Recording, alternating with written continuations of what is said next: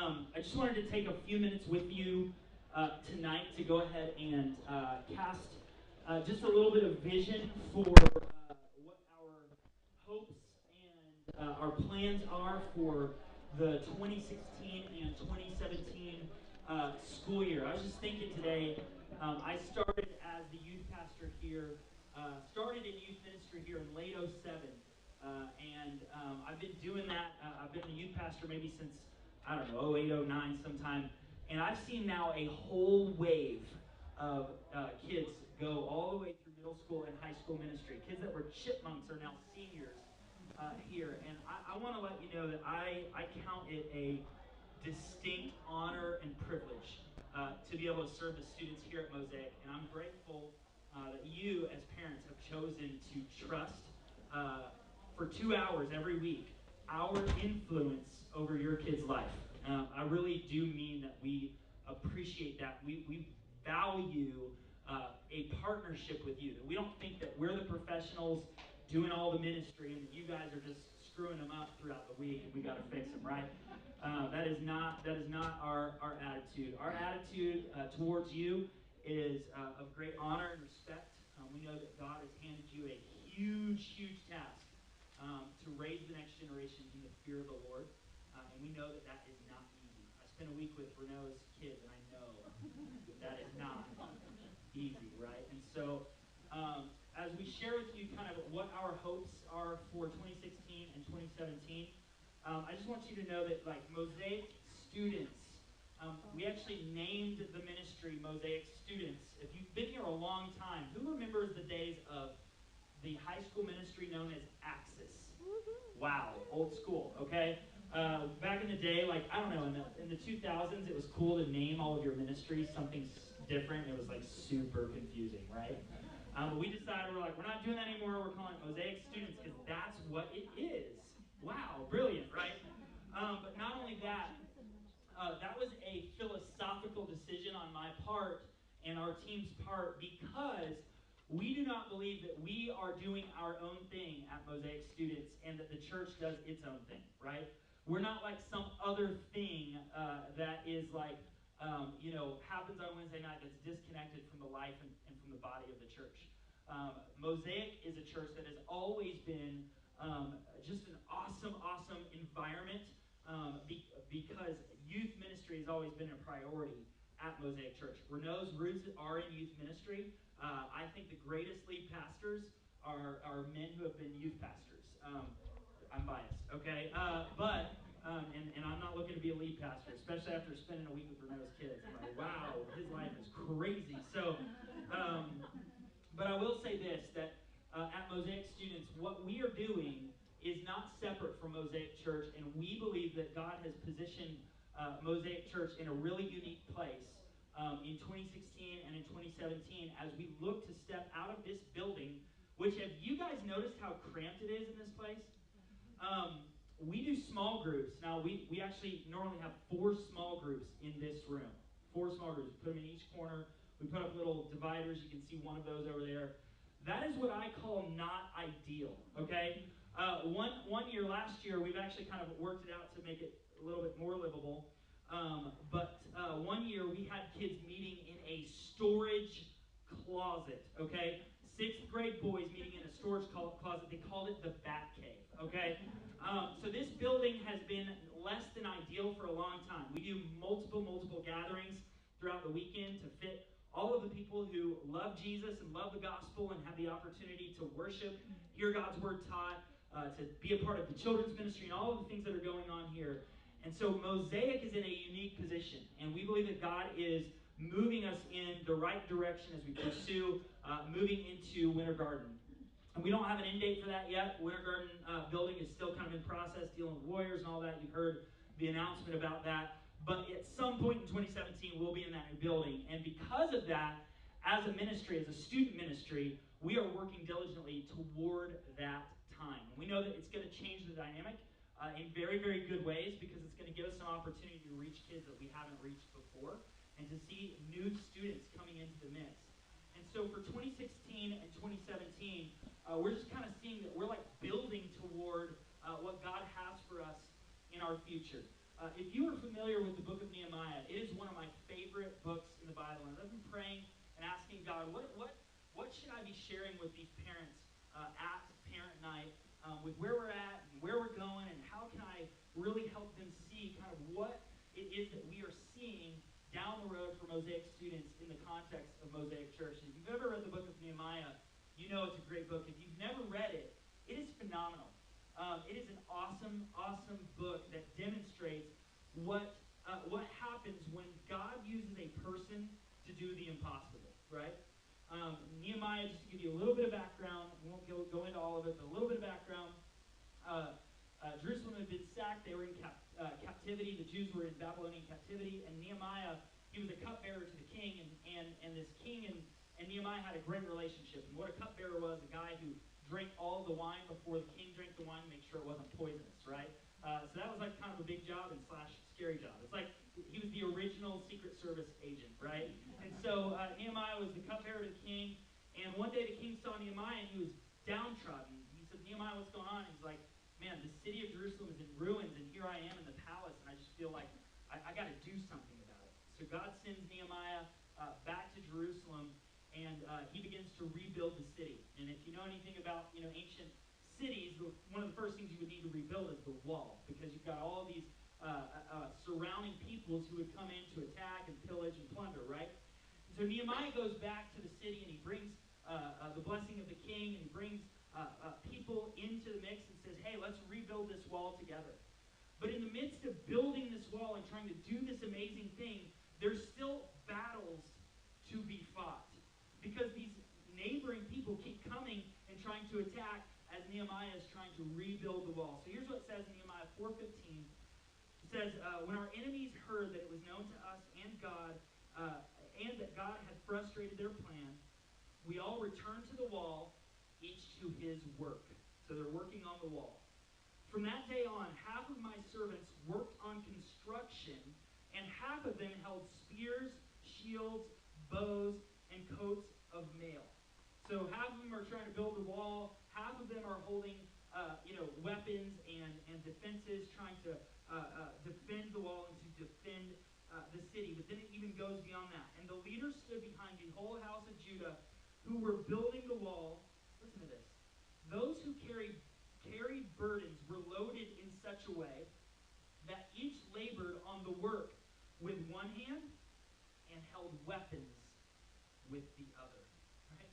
These guys are like carrying supplies into the city for the wall to be built. Half of them are building, half of them are defending. And the guys who are carrying the supplies, and they're literally carrying supplies with one hand, and they're ready to fight with the other. And each of the builders had his sword strapped at his side while he built. The man who sounded the trumpet was beside me, and I said to the nobles and to the officials and to the rest of the people, the work is great and widely spread, and we are separated on the wall, far from one another. In the place where you hear the sound of the trumpet, rally to us there. Our God will fight for us. So here's what I'm seeing in this story. I'm seeing people who have a great mission in front of them. They're building a wall. It matters greatly to the people of God that the city of God is there so that people can worship God there, and that the people group, the people of Israel, could be set apart from the rest of the nations of the world so that they could demonstrate who God is to the rest of the world and prepare the way for Jesus to be born on this planet, which is pretty important stuff, right? And so they've been given this huge task by God to go rebuild the city, but life doesn't stop, does it? Right? There's still a fight. There's still a battle. There are still people who would want to destroy the work of God, and so they're still fighting. They're literally building with one hand and fighting with another, right? And so for 2016 and 2017, as I've been kind of preparing, for our team, as we're looking at what's it going to look like for us to step into this new space, into this new building, I'm sure you could start to think through, but imagine the amount of logistics, the amount of work that's going to go into getting ready to step into a completely new environment that's much larger, right? Not enough larger, in my opinion. It's just barely enough larger for what we need, right? And so we're going to step into this new space, and we're going to figure out what it means to do ministry in that new space. And so in the midst of that, for us, we recognize that in this season we're building, and that's going to take a lot of attention, but we're still going to be fighting, right? So So as we build towards the future, we're not just going to be like, let's ignore the present and build toward the future. We recognize that every Wednesday, like this coming Wednesday in 7 days, your teenagers are going to show up in this place, and we got to be fighting for them because they have a culture that 6 days a week is fighting against them. You understand? Our culture is that every time they turn on the radio, the culture is fighting against them. Every time they log onto the internet, the culture is fighting against them. Every social media apparatus that they're using, the culture fights against them. And you and I are fighting for them, right? But at the same time, we recognize that we are building for something in the future. Now, typically, at Mosaic Students, we got like a sword in one hand and a spear in the other, right? Like, we're all fight. That's what we do, right? But what we're recognizing this year is that we're actually going to be building with one hand and fighting with another. And because of that, we're looking to keep things a little bit more simple than we usually do. This year we're working to keep it simple so that we can build and fight, knowing that we can only do what we can do. But you remember how that passage ends? That our God is fighting for us. Isn't that awesome? How amazing. Let me just give you a little bit of insight into my personality. I hate when things are not as good as they could be. I hate when we're not going as far as we could go. I can't stand it when we're not reaching as far as we can reach. It bugs me to no end to feel like there's an untapped opportunity that I'm not chasing after, right? That freaks me out. Because my personality, the way that God has made me, is to say, okay, there's something out there that I have positioned you to go after on my behalf. Go get it, right? But what we're recognizing this year is that we need to keep it simple and know that, man, we can only do what we can do.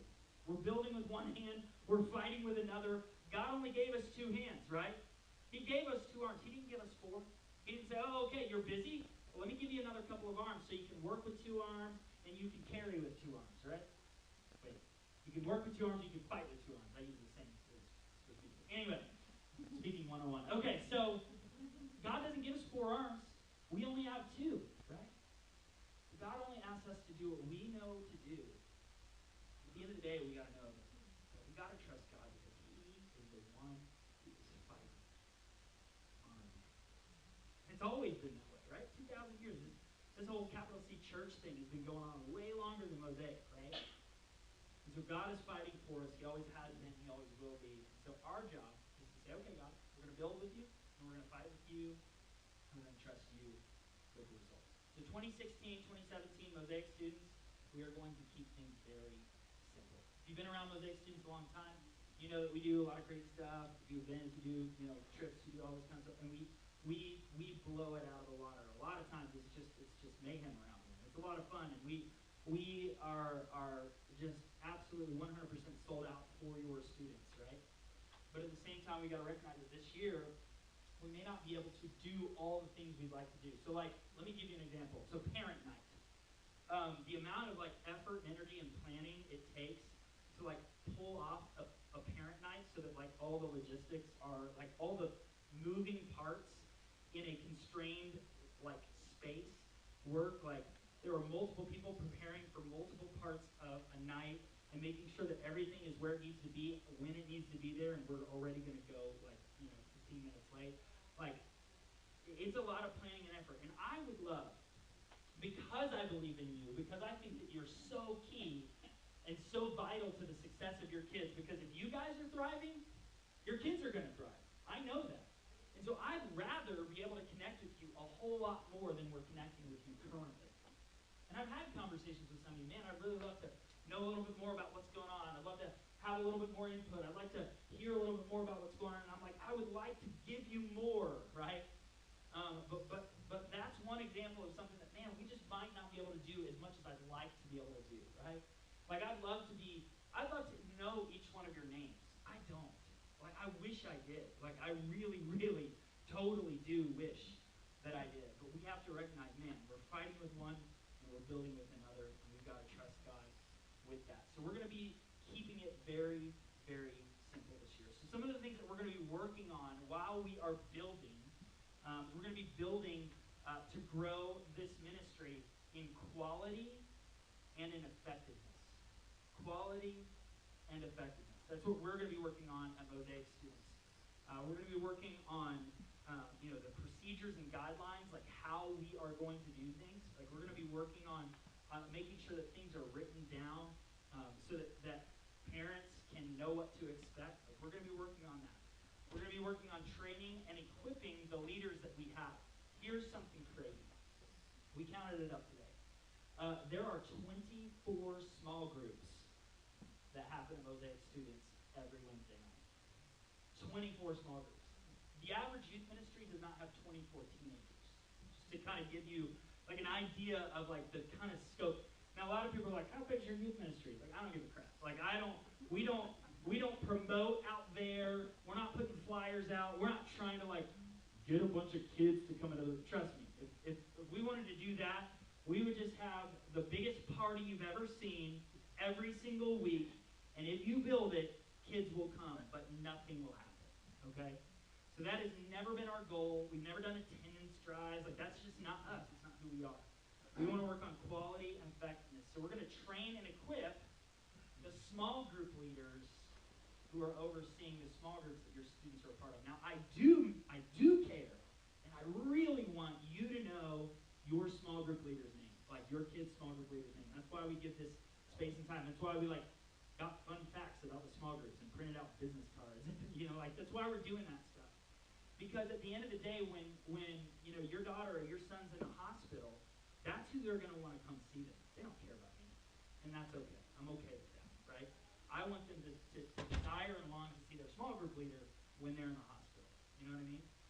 And so we're going to work hard to train and equip those small group leaders to shepherd your kids. And we're going to build the foundation for the future. Here's what we will do. We will not grow this year in busyness and activities. We're not going to do that. I'm going to say no this year to more things than I've ever said no to. It's going to be my favorite word. Oh, can we do this? No. Can we do that? No. Right? Like, it's going to be my favorite word. I'm going to keep it simple. And that means that we're going to do a very few things this year, but we're going to try to do those very few things very well. And so we may or may not grow numerically, and I don't care about that. But however many kids God decides to bring in through these doors, I care that the ministry that they experience this year in 2016, 2017, just because we're keeping it simple doesn't mean it shouldn't be amazing quality to people who love them like crazy, right? That's our goal this year, okay? So that brings me to our camp vision, right? Passion Camp, a couple things that you need to know about Passion Camp. This is not the kind of detail that I would bore our teenagers with, and hopefully I'm not boring you either. But here's the thing.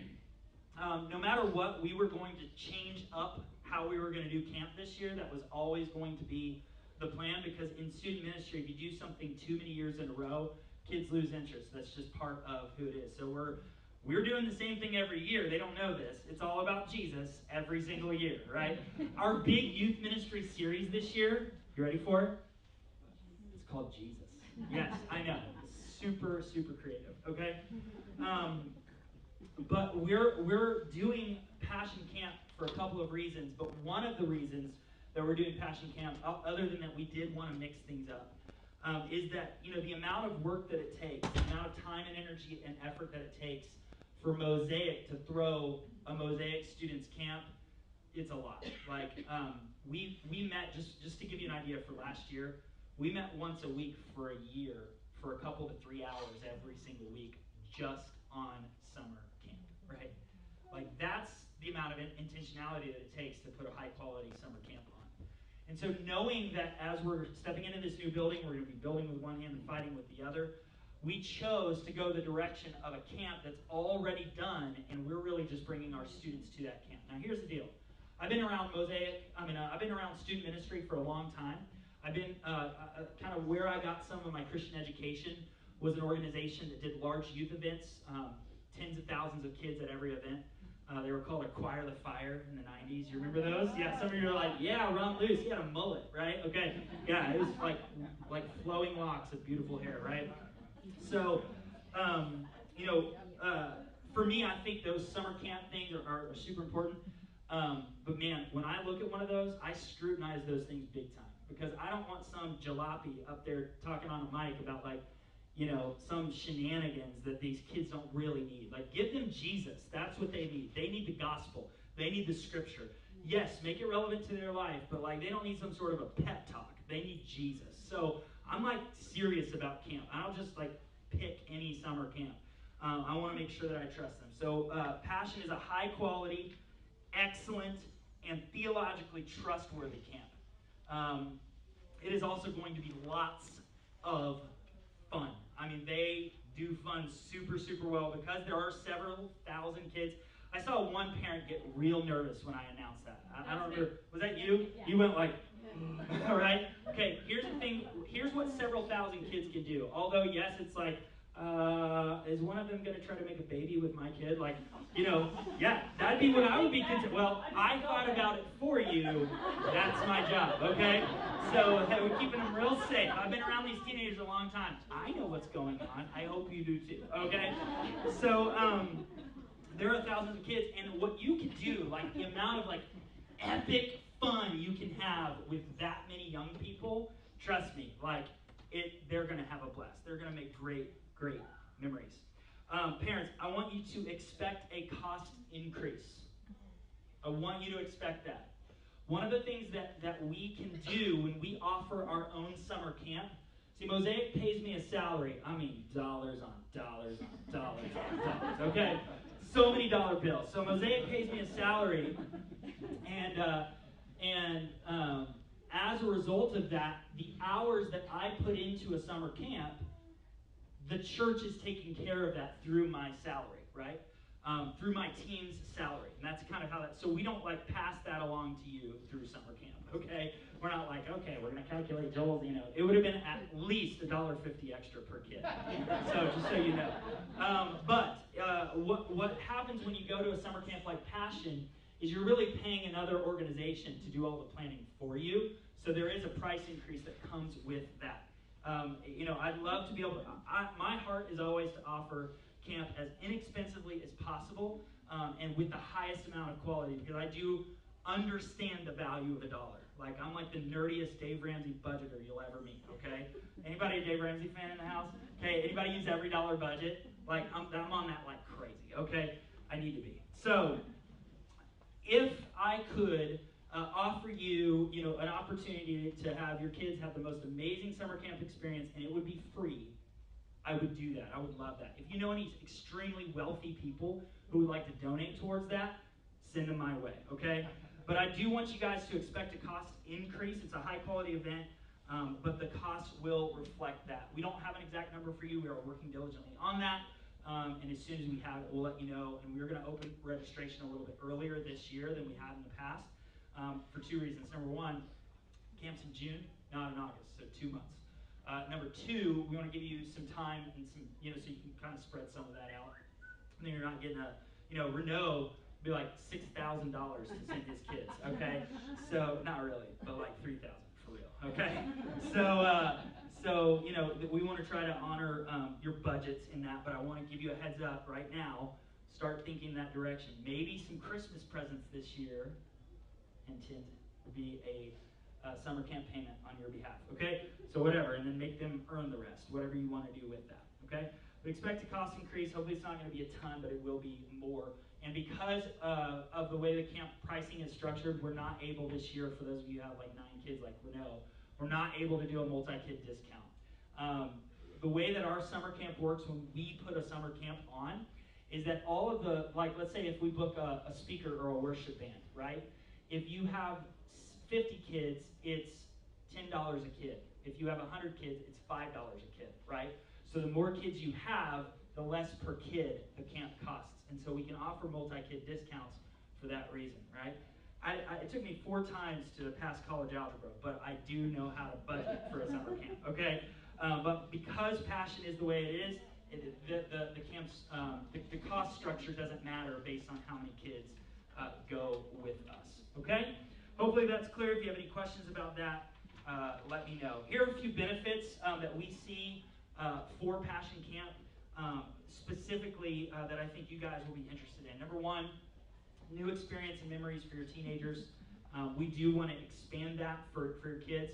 Just so you guys know, next year, my hope, my plan is to move away from a beach camp. Okay, we've been doing the beach thing for a long time, and move back towards more of a kind of a mountain type camp.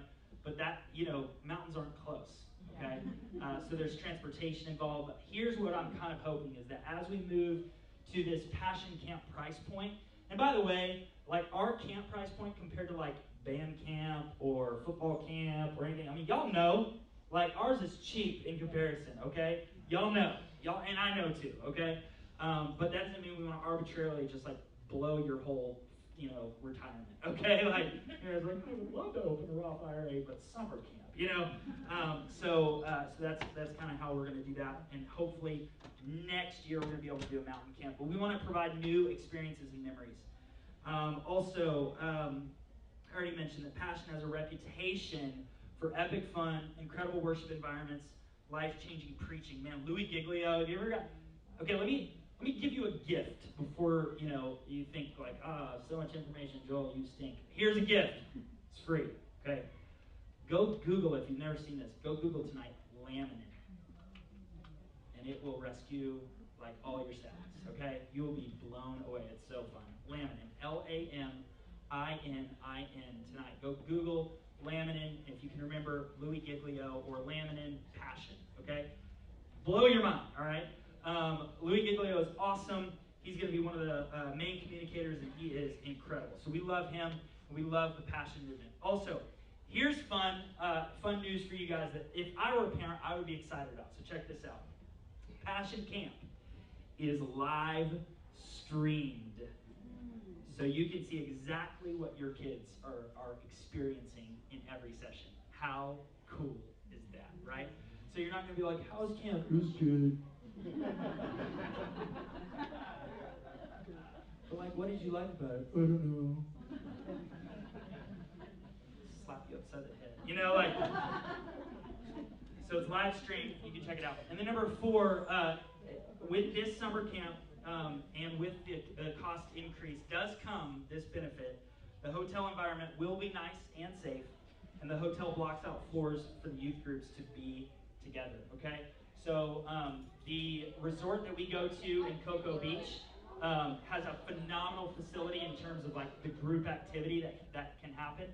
But there's so many people that are there. It's a large facility. We can't really control like who else is at the beach while we're there, right? So we bring like security people to come and make sure that like everyone's where they need to be and no one's, being offered a cigarette like on the sidewalk. You know what I'm saying? So we care about that stuff. But this hotel, they'll block off a huge block of rooms for us. And then at the end of the day, when it comes to these summer camps, what I want you guys to know is that we don't choose these things lightly. This is a major part of our year. I recognize if, for some of you, the finances are a legit, barricade for your kids coming. Not like, I'd rather spend that money elsewhere. No, like, please sacrifice for your kids to have this experience. Like, if you don't do anything else, if you don't do any other clubs, any other activities, man, budget it out. It's $400 or $500 a kid. I don't know what the exact. I'm just saying that number, so don't freak out. But like, let's say it's $500 a kid, and you've got 8 months, right? Divide that out. Set that aside as a part of your budget and be ready to pay. But here's the thing: if you're like, man, finances are rough, it's very difficult. Our heart is that no kid will not be able to go to summer camp because of money alone. Okay. So I will work my tail off to get your kid to camp one way or another, even if I have to go flip one of those flip signs and raise money. I don't care, right? I will get your kid to camp. And I have made that commitment many, many years now, and we've never turned away one kid because of money, okay? So we're behind you, we're with you, but we really want your kids to be able to be a part because these things are life-changing experiences. I can't tell you how many people I interview, for baptism, or I interview as a potential youth leader coming in like, hey, tell me your testimony. Well, God changed my life at a youth camp, right? It happens, okay? And so when this year we saw 17 students legitimately. Like, we drew the line thick in the sand. Like, we're like, okay, you're not like rededicating your life to Jesus right now. You're not like getting a warm, fuzzy feeling. You have never given your life to Jesus before. Do you want to give your life to Jesus today? And we saw 17 students come to Christ this year at summer camp. And we baptized 17, 18 people, right? Pretty freaking cool. I can't imagine a more worthwhile use of $400 or $500, okay? So we love you. We're sensitive to this.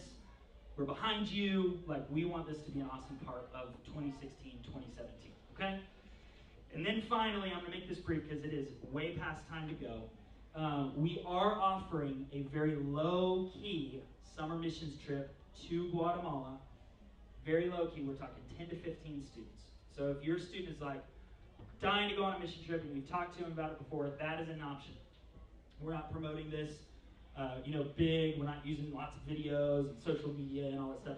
10 to 15 kids to Guatemala.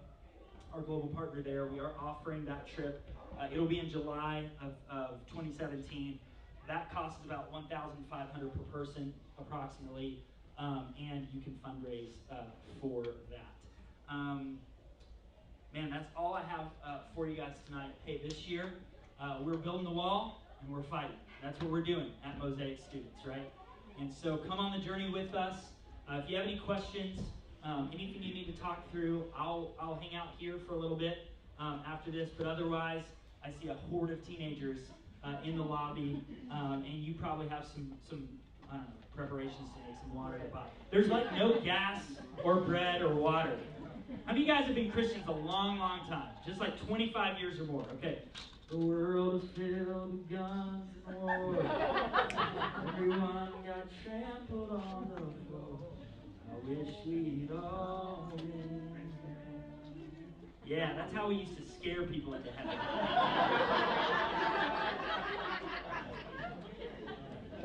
You don't repent tonight, you're going to be left behind. Right? Man, wow. The 80s were embarrassing on so many levels. Okay, I'm going to pray for us and I'm going to send you out of here. I hope, if nothing else, that was worth your time tonight. That's all I'm saying. Hey, Jesus, we love you and we're so grateful that you have called us not only to be recipients of your love and grace, but also participants in the story. And I pray for every parent in this room who you have tasked, that you have called to raise their children in the fear of the Lord. God, I pray a blessing over them. Pray a blessing over their family, over their relationship with their kids, over their relationship with their spouses, for those who are married. God, I pray, God, that you would help us to see that we cannot raise children alone, but that our God fights for us. God, we love you and we're grateful. Thank you for this time that we've had together tonight. And it's in Jesus' name that we pray. Amen. Amen. All right, you guys have a great night. Thanks for coming.